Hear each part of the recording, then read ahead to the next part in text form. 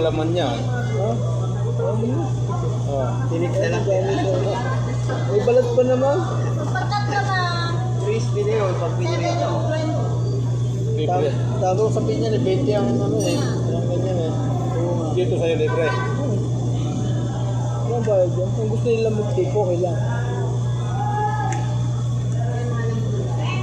May video ko.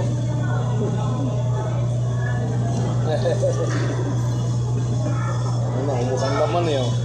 Kunti lang naman. Ano naman doon kung dami kasi yung meron pa. Yan, braso yan. Is 15.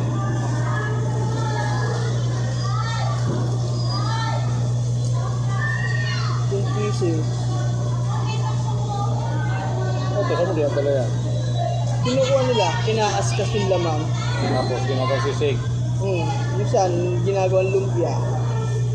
Oo, sayang pa eh. Saka No? to, niluan na adobo. Oo. Dito. Ayun, sarap pulutan. Lagi ako nagawin.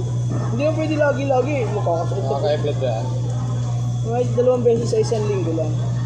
Yeah, ginawa kami ni Ray doon eh. Pinapupunta nga ako. Lasing ang puta. Ang layo pala nung inatita ano. Oo. Patangarating ka doon? Gabi. Sinama ko si Ray. Pero, ang layo. Ewan ko, nga saan. Nandun na, ako napasok na yata.